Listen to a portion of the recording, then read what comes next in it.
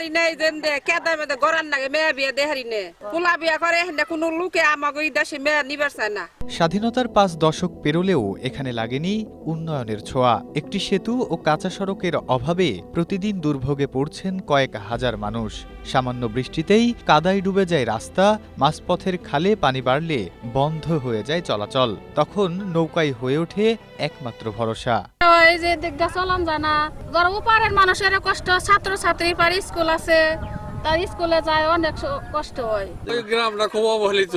আমরা দয়া করে কোনো দিকেই রাস্তা পাকা নাই, আমাকে এইটুকের হাজার হাজার মানুষ প্রতিদিন খুব কষ্ট করতেছে। তবে এটা আমাকে দরকার।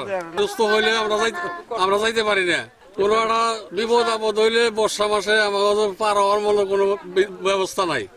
স্ট্রবেরি সুপার ডটেড ও ক্লাসিক ভ্যারিয়েন্টে সেন্সেশন জাগুক শিহরণ।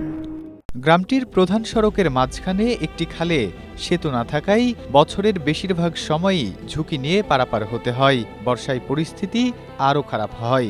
নির্বাচনের সময় প্রার্থীরা সড়ক ও সেতু নির্মাণের প্রতিশ্রুতি দিলেও নির্বাচনের পর আর কেউ খোঁজ নেন না বলে অভিযোগ স্থানীয়দের। ফলে বছরের পর বছর একই অবস্থায় পড়ে আছে গ্রামটি।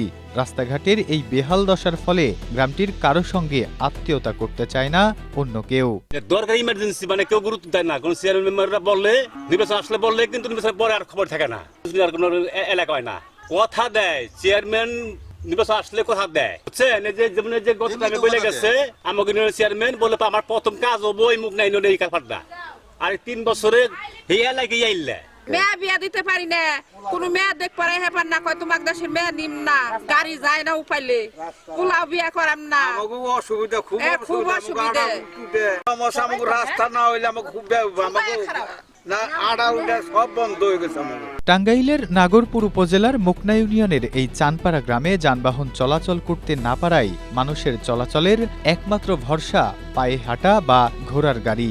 এতে কৃষিপণ্য বাজারজাত করতেও সমস্যায় পড়ছেন কৃষকরা। আমরা অনেকবার উপজেলায় এই 30 মিটার ব্রিজের জন্য আমরা কয়েকবার আবেদন করছি, কিন্তু হয়তোবা আমাদের দুঃখের বিষয় সেই কাঙ্ক্ষিত লক্ষ্যটা আমাদের পূরণ হয় নাই।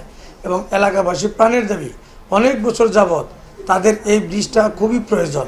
রাস্তার মধ্যে রাস্তাটাও প্রয়োজন এবং ছোট একটা ব্রিজের প্রয়োজন। তবে উপজেলা এলজিডি প্রকৌশলী জানান জনদুর্ভোগ কমাতে দ্রুত প্রয়োজনীয় ব্যবস্থা নেওয়ার পরিকল্পনা রয়েছে। মনসুর ব্যাপারীর বাড়ির পাশে একটি ব্রিজ নির্মাণ প্রকল্পের আবেদন অনেকদিন আগে আমাদের এখানে জমা হয়েছিল। সেই প্রেক্ষিতে আমরা আমাদের একটি প্রকল্প নতুন চালু হতে যাচ্ছে, স্বল্প ব্যয়ে গ্রাম সড়কে ব্রিজ কালভার্ট নির্মাণ প্রকল্প। সেই প্রকল্পের চাহিদা চাওয়ার প্রেক্ষিতে আমরা আমাদের ঊর্ধ্বতন কর্তৃপক্ষ নির্বাহী প্রকৌশলী দপ্তরে ওই ব্রিজটির চাহিদা সহ পাঠানো হয়েছে। এখন ব্রিজটির অনুমোদন পেলে আমরা টেন্ডারের মাধ্যমে কাজটি সম্পন্ন করতে পারব। স্থানীয়দের প্রত্যাশা দীর্ঘদিনের এই দুর্ভোগ থেকে মুক্তি পেতে দ্রুতই কার্যকর উদ্যোগ নেবে কর্তৃপক্ষ। Desk report, Asia post.